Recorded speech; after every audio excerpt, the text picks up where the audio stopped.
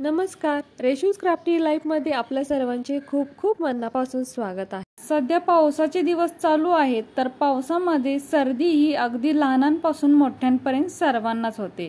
तर ही सर्दी घालवण्यासाठी आज आपण एका लसूणचा वापर करणार आहोत। तर बघूया कसा करायचा। तर व्हिडिओला सुरुवात करूया।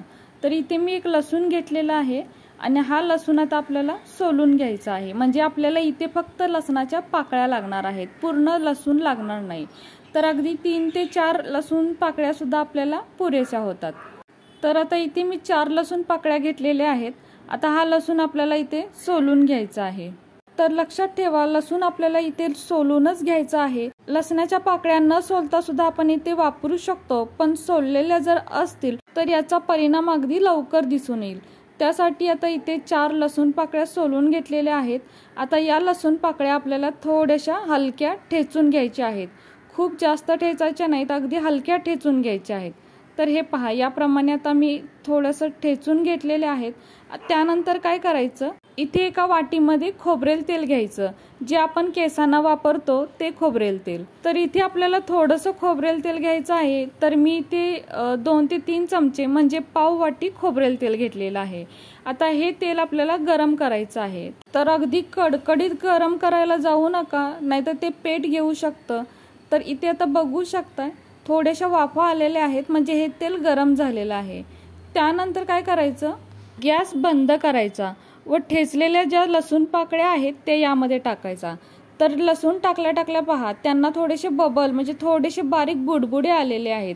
तर इतकं तेल आपल्याला गरम करायचं आहे। अगदी लसूण त्यामध्ये पूर्ण भाजूनच म्हणजे कलर बदलेपर्यंत भाजलाच पाहिजे असं काही नाही। तर इथे बघू शकताय तेल गरमच आहे आणि छान असं हे लसणाचं तेल तयार झालेलं आहे। तर तेल गरम केल्यामुळे तेलाचा आणि लसणाचा वास एकत्र येत आहे। तर इथे असंच तेल आपल्याला हवं आहे। आता हे तेल खूप गरम आहे, तर एकदम गरम तेल आपल्याला वापरायचं नाही। हे तेल थोडंसं कोमट करून घ्यायचं। तर अगदीच गरम नाही आणि अगदीच थंड नाही, थोडंसं कोमट करून घ्यायचं आहे आणि मगच हे तेल वापरायचं आहे। तर वापरायचं कसं, तर हे तेल आपल्याला टाळूवरती ओतायचं आहे आणि हलकीशी मालिश करायची आहे।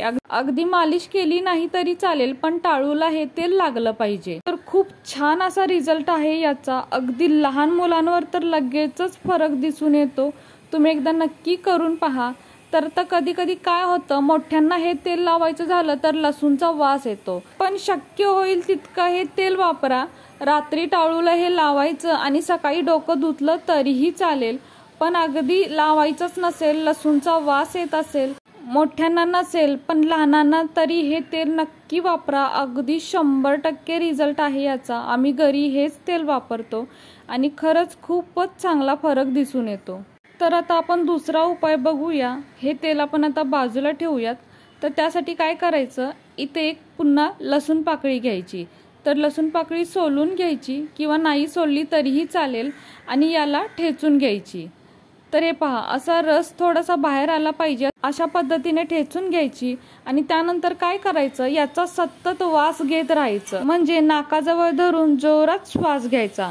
या पद्धतीने सुद्धा आपली सर्दी कमी होते।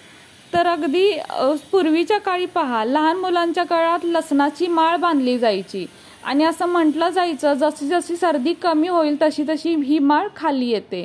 तर आता माळ बांधणं हे शक्य नसतं, तर त्याऐवजी असा लसूण ठेचून नाकाजवळ धरून जोरात श्वास घेत राहायचं। तर दिवसातून होईल तितक्या वेळा हे करत राहायचं, म्हणजे त्याचा परिणाम सुद्धा लवकरच दिसून येतो। तर दोन्हीही उपाय अगदी खात्रीशीर आहेत, 100% रिझल्ट देतात। तुम्ही एकदा नक्की करून पहा। आणि हो, व्हिडिओ थोडा जरी कामाचा वाटत असेल तर प्लीज आपल्या व्हिडिओला एक लाईक नक्कीच करा। नवीन असाल तर चॅनलला सबस्क्राईब करा, सोबत बेल आयकॉन प्रेस करा, म्हणजे मी बनवलेले असेच नवनवीन व्हिडिओ सर्वात आधी तुम्हाला मिळतील।